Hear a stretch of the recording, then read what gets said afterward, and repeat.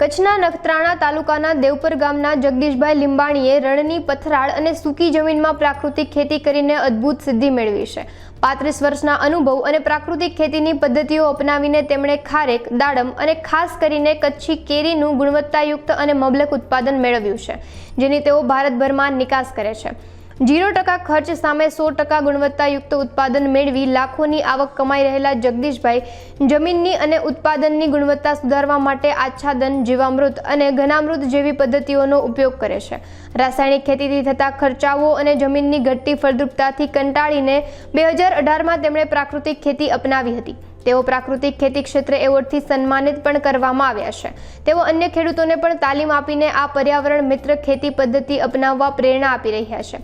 અહીં ઉલ્લેખનીય છે કે પ્રાકૃતિક ખેતી એટલે કે પ્રકૃતિના મૂળભૂત સિદ્ધાંતો આધારિત દેશી ગાયના ગોબર અને ગૌમૂત્ર થકી ઓછા ખર્ચે કરવામાં આવતી ખેતી છે। પ્રાકૃતિક કૃષિને પ્રોત્સાહન આપવા સરકાર દ્વારા પ્રાકૃતિક કૃષિનું જન અભિયાન પણ ચલાવવામાં આવી રહ્યું છે।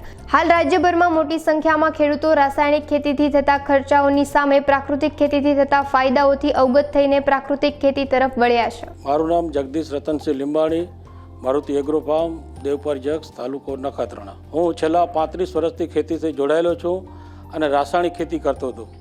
એમાં મગફળી, કપાસ, રાયડો અને ઘઉંની ખેતી કરતો હતો। તેની અંદર ઉત્પાદન પણ સારું નહોતું અને આર્થિક નુકસાન હતું, અને સાથે સાથે જમીનમાં પણ નુકસાન થતું હતું। ત્યારબાદ પાછળ 2018થી હું આ પ્રાકૃતિક ખેતી સાથે જોડાયેલો છું, અને તે પ્રાકૃતિક ખેતીની મને કરમસદથી સરદાર વલ્લભભાઈ પટેલની વાડીએથી મળી, અને ત્યારબાદ મેં સુભાષ પાલેકર સાહેબની શિબિર 2018, 19 અને 20માં કરેલી છે। તો તેની અંદર મને સારું એવું નોલેજ મળ્યું, અને અત્યારે હું આંબાની ખેતી કરું છું, પ્રાકૃતિક ખેતી કરું છું। એની અંદર શરૂઆતમાં કષ્ટી પડી, પણ ત્યારબાદ સારું એવું ઉત્પાદન છે। છેલ્લા 3 વર્ષથી તો બહુ સારું ઉત્પાદન મળે છે।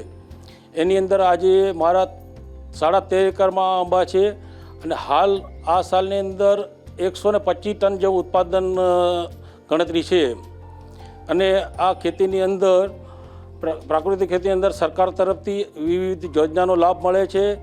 આત્મા, બાગાયત ખાતું અને ખેતીવાડી ખાતા તરફથી સાહેબોની તથા સરકારની જે જ્ઞાન અને જરૂર છે તે ભલામણ મળે છે, અને યોજનાઓનો પણ લાભ મળે છે।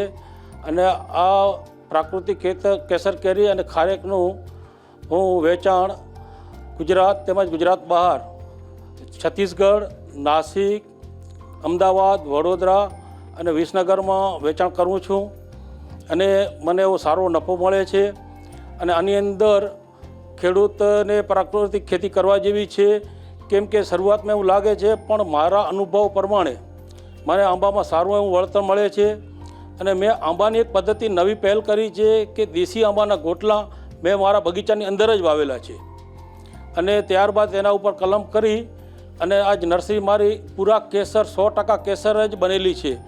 અને તેમાં રોગ જીવાતના નિયંત્રણ માટે હું ગૌમૂત્ર, જીવામૃત, પછી બીવરિયા બેસિયાના, વર્ટિસિયમ લેકાની, નીમ ઓઇલ, છાશ, ટ્રાયકોડર્મા અને ગૌકૃપામૃતમ બેક્ટેરિયાનો ઉપયોગ કરું છું।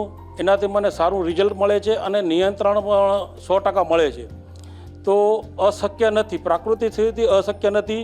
અને મારી પણ ખેડૂત મિત્રોને એ જ ભલામણ છે કે ઉત્પાદન મળે છે અને આર્થિક ફાયદો પણ છે, અને સમયાંતરે સરકારશ્રી તરફથી યોજનાનો લાભ અને સહયોગ પણ મળે છે।